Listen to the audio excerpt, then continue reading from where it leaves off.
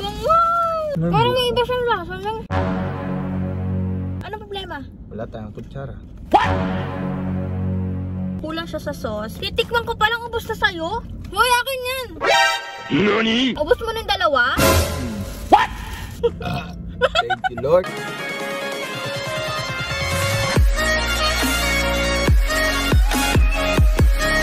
Hey guys! Welcome back to my YouTube channel. Lenny nga po pala. Tiyak, mapapangiti kita.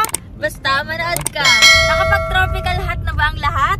So, nag-trending sa Twitter yung isa sa mga OG restaurants, yung Tropical Hut. So, nag-trending siya simula nung may nag-post sa Twitter na Tropical Hut in Escolta, ako lang ang customer nila. After ng post na yon, ang dami na nag-share ng kanilang mga tropical moments, stories. Basta, nag-viral siya ngayon. Siya yung pinag-uusapan ngayon. Tapos, meron pang isang post, ang nakalagay doon, kumain naman kayo sa amin. Hindi ako sure kung official page ba yun ng Tropical Hut Carmona. Official ba yun? Kasi dalawa lang yung post ng page na yon. Tapos ako, taga Carmona ako, pero hindi ko pa natatry kumain sa Tropical Hut. So every time na pupunta kami ng Walter Mart, nakikita ko doon yung Tropical Hut Carmona na wala halos talagang kumakain sa loob. Wala akong nakikita marketing at advertising ng Tropical Hut. Unlike sa Jollibee at McDo na sobrang lakas ng advertising nila, lalo na sa social media. So ayun na nga guys, dati kasi wala talaga kaming pera, as in wala kaming pangkain sa mga fast food restaurants na ganyan, mapa McDo, mapa Jollibee, mapa Tropical Hut. Ngayon nakaluwag-luwag na tayo, ngayon may pangkain na tayo sa mga ganyang restaurants.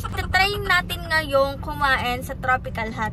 Ako first time ko kakain, si Mahal, nakakain ka na ba doon? Oh, nakakain na siya. Anong kwentong mo, Tropical Hut mo? Kwento mo muna. Pag may okasyon, yun, isasama kami ni mother doon. Kakain na kami doon. Anong kinakain nyo doon? Wala, burger, fries, ganun. Ang tagline nila ngayon ay #sarap na babalik-balikan. Alam niyo, gusto kong i-try doon yung burgers nila and yung palabok. Tapos may halo-halo. Basta yun, nagkikrave ako ngayon doon. Ito-try natin lahat. Ano, ito-try ko lahat. Mag-umukbang. Sa mga nanonood ngayon at nakakain na, na-try ng kumain, natikman na yung food nila, i-comment nyo naman kung ano yung kwentong Tropical Hut nyo. Babasahin namin yan. Guys, hindi to sponsored pero Tropical Hut, baka naman. Nagugutom na ako! Ayan na siya. 50 pesos for first year. Hindi, mamaya na ba? So ayun guys, nakarating na po kami sa Tropical Hut Escolta. Sa ngayon ay nandito kami sa parking lot. Pay parking to guys. Magkano lang? 50 pesos? 50 pesos for 3 hours. Kasi wala na mapag-parkingan sa harap. Buti na lang merong gantong pay parking. Baling gagawin namin guys, order na lang kami doon. Tapos dito na lang kami kakain. Tara, let's go! Order na po muna kami guys. Ito na po ang pupuntahan natin. Ayan o. G, let's start!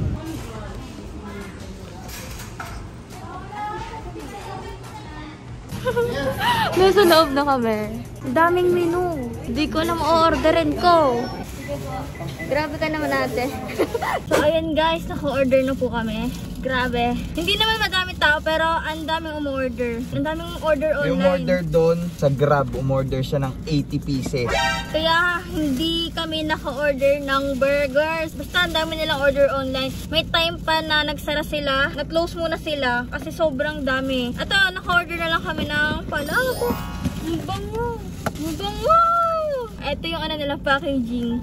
Same price. Nalangin na lang agad ako. Kumakain na agad ang price. Gutom na gutom na. 1, 2, 3. What? Parang may iba siyang lasa lang. Sarap nga. Ang sarap, hindi lang siya maalat. May ibang lasa. Sarap, parang kulang sa akin yung ganito. Regular price nila. Meron pa large. Ang sarap yung price nila. Grabe. I-rate ko to 10 out of 10. Sarap ng price niya. Ang sarap, hindi lang siya maalat. Yung typical na price na nabibili natin sa ibang fast food. Saka ang dutong niya. Hala. Ito pa naman yung gusto ko sa fries, yung malutong. Malutong na hindi matigas ha. Kasi yung iba, hindi mo lang kainin agad. Ang tigas na. Diba? Meron palang ketchup guys. Ito, Del Monte. Guys, next naman namin ang palabok. Oh, sarap. So, buksan natin. Ang bango, grabe. Super. Ayan. NANI?! Ang dami! Sheesh! Problema? Ano problema? Wala tayong kutsara. Bakit wala? Paano natin to kakainin? Siguro nalimutan nilang maglagay kasi nga sobrang daming orders. Di naman natin sila masisisi. Pero guys, ang dami oh. Ito na, nakakuha na po si Miggy. So ito yung kanilang palabok guys. Pero feeling ko kulang sa sauce. Sauce ba tawag doon? Kulang no? Ayan oh. Kulang siya sa sauce. Pero ang daming noodles. Tapos ang daming laman. Sa ganun. Mauubos na ni Miggy guys. Hindi, hinahalo ko palang mauubos na ni Miggy. Wala kasi kung kain guys. Eto na. Uy, titikman ko palang ubos na sa'yo. Gutom na ako. Legit ang pagkagutom ni Miggy. Tara, may kinapay. Sarap. Malasa yung palabok nila guys. Pero nakakuntian ako sa sauce. Sana next time marami na to. Kaya pala naubos agad ni Miggy. Ang sarap kasi. Masarap siya kaso konti talaga yung sauce. Rate mo. 7 out of 10. Ang daya. Spaghetti na siya. Ayan guys, spaghetti na ako. Dami din siya. Hala, lasang ano? Ano? Lasang children's party. Yung kalimitang spaghetti ng bata ka, gano'n. 8 out of 10. Oo nga. Ang bango ng spaghetti. Naamoy ka. Lasang lasang children's party. Lasang siya. Yung luto ng tita mo, pag birthday mo, gano'n. Ako next ko na din yung spaghetti. Ang daya kasi. Inuunahan ako eh. Ang bango, grabe. Hoy, akin yan! NANI?! Nagawin sa tinapay. Ang taray, ba't may paginto? Ba't may patinapay? Tapos ang daming cheese oh. Grabe, ubos mo na agad. So guys, ito na yung sandwich. Ayan. Slice ng loaf of bread. Tapos hinati siya sa 4. Kasahan natin guys. Tawag nila dito ay clubhouse. So ayan, tikman na natin ang kanilang clubhouse. Ang laki. Grabe, ang laki. Nang ano? Masarap pala. Hoy, dagdalawa tayo din ha. 10 out of 10 ako dito. Feeling ko magiging to. New favorite ko na. Hirap yan. Bakit? May nila papagbibigyan natin yan. Tanginang cravings yan. Pupunta pa ng Manila para lang bumili ng ganito. Toll gate pa lang, mag-500 na. Gasol pa. Gasol. Petrolyo pa. Mukha kang gasol. NANI?! Nakakabusog naman siya guys.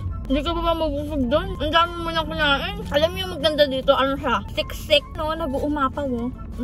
Ubus mo ng dalawa? What? So yun guys, sa drinks naman nila tayo kasi ubus ko na yung pagkain ko. Iced tea. Solve. Thank you Lord. Solve na guys, tulog na ako. Good night. Pagkatapos kumain, tulog. Night guys. Tulog na Iba yung iced tea nila guys, mas matamis. Sa akin okay to kasi mas gusto ko na matamis yung iced tea. Kung yung iba ayaw ng matamis, ako gusto ko ng matamis kaya okay sa akin yung iced tea nila. Busog na! Guys, may ginawa akong experiment. So, ilang oras na, 20 to 30 minutes na yung nakuha namin yung order namin. Tapos, ngayon, nag-experiment ako. Nag-iwan ako ng konting fries. Patitignan ko kung malutong pa rin siya. Kasi sa ibang fast food resto, yung ibang fries kasi, matigas na agad. Tapos yung iba naman, lantutay na agad. Ngayon, titignan natin yung fries ng Tropical Hut after 20 to 30 minutes. For the price and for the crunchiness. Ito, so kuha tayo.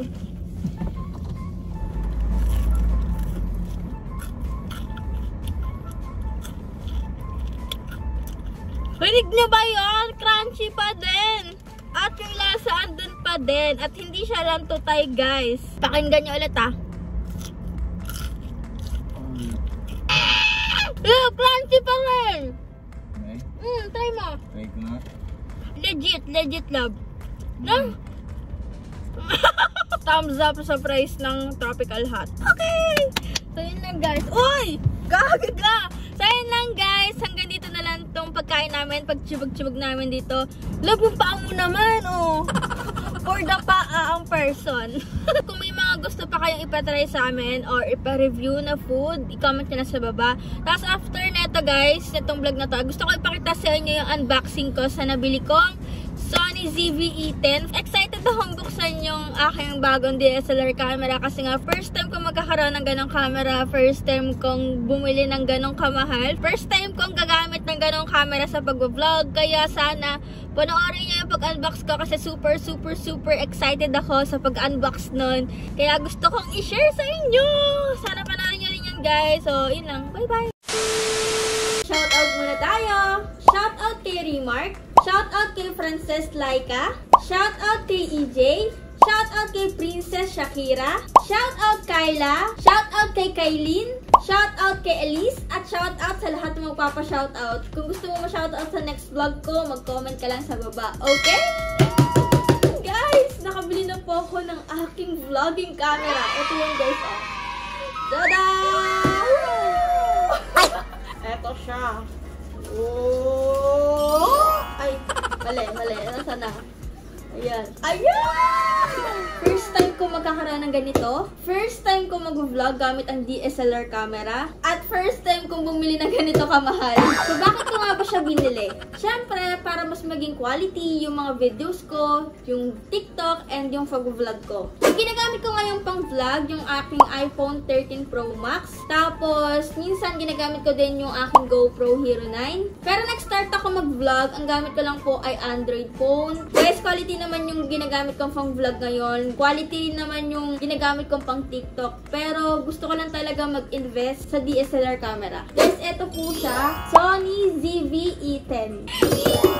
Oh my God! Hindi ko akalain na magkakaroon ako ng ganito. Hindi ko akalain na makakabili ako ng ganito. Yun lang talaga, expensive siya. Ito worth 42,999 pesos. Mahal, diba? Kaya pinag-ipunan ko talaga to eh. So ayun guys, super excited na akong i-unbox to. Super excited na akong ipakita sa inyo. Basta, gusto ko lang talaga i-share sa inyo kung gaano ako kasaya ngayon. Kasi nga, hindi ko din aakalain na makakabili ako ng ganito. So ayun guys, i-unbox na po natin tong Sony ZV-E10. So, ito siya guys. Wala, nakakatawa. So, makikita mo, wala nang memory kasi nasa loob na. Ito siya, ito yung ano niya, manual. Napakadaming papel, babasahin ko to. At ayan, pagkabukas natin. Oh my God, oh my God. Guys, ito na po siya. Guys. Ito na siya guys.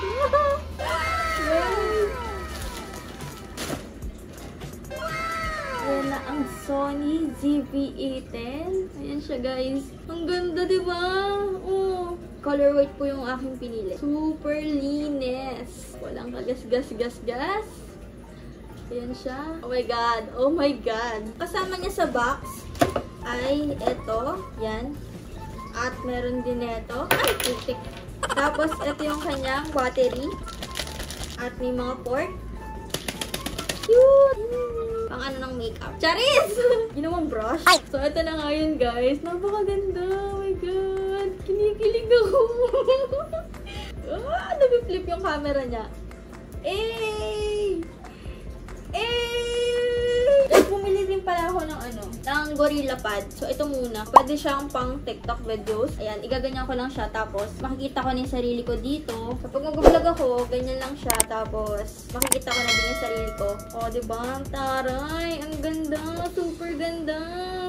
May kasama na rin pala siyang lens. Natatanggal siya, guys. Hindi siya naka-attach. Yun din yung isa sa maganda sa kanya. Yung battery daw neto, matcha-charge mo siya in 3 hours. Tapos, pwede mo siyang gamitin 40 to 1 hour. Hindi ko siya mabubuksan ngayon kasi nga lobat pa siya. Tapos ngayon, kakalikutin ko muna siya kasi nga hindi ko pa siya gamay. So pagpuyatan natin to, pagpasensyahan na kasi hindi ko pa nga talaga alam kung paano gumamit nito. Alam niyo maganda rin dito, may hawakan siya guys. Ayan, so handy. So yun, nakaka-proud kasi merong gantong camera sa harapan ko at nabili ko siya. So ayun lang din, gusto ko lang din magpasalamat kasi 8.5 million followers sa tayo sa TikTok. Tapos sana dito ma-reach na natin yung 700k subscribers. Guys, hit the subscribe button and click the notification bell para mas updated kayo sa mga upcoming videos ko kasi mas magiging quality yung video natin and more quality contents. Please, basta abangan nyo yung magiging videos ko gamit tong camera na to kasi excited talaga akong gamitin siya. Malaking adjustment to para sa akin kasi nga first time kong gagamit nito. First time kong pag-aaralan to. Yung feeling ko ngayon para ako magsisimula ulit mag-vlog kasi nga iba yung equipment na gagamitin ko. Tapos hindi ko pa alam kung saan ako mag-edit ng mga video. Siguro magsasearch na ako ng mga editing software. Kung may ma-recommend kayo, comment na lang po kayo sa baba. So, ayun guys, sana nga pala supportahan nyo yung The Five House on TikTok. Bagong squad namin yan. Abangan nyo din yung mga pasabog naming 5. Basta guys, dadalhin ko siya at gagamitin ko pagpunta namin ng Bohol. So, ito yung gagamitin kong pang travel vlog. Plus, yung aking GoPro Hero 9. Sa mga taga Bohol dyan, kita-kits guys! Magkita-kita na lang tayo doon. Basta abangan nyo na lang guys yung magiging content ng Five House. Lalo na yung content na gagawin din namin ni Miggy kasi nga first time namin mag-travel together. So, ayun lang guys, maraming salamat sa lahat ng nanood. Salamat at umabot ka hanggang dulo. More unboxing to come. Abangan nyo na lang din yung mga susunod kong vlog. Kasi napakarami kong vlog na i-edit pa. Tapos may announcement ka rin pala ako sa mga susunod kong vlog. Basta abangan nyo na lang yun guys. So ayun guys, hanggang dito na lang ang aking vlog. Magkita-kita tayo sa susunod kong video. Bye! Ang ganda niya. Subscribe kayo guys.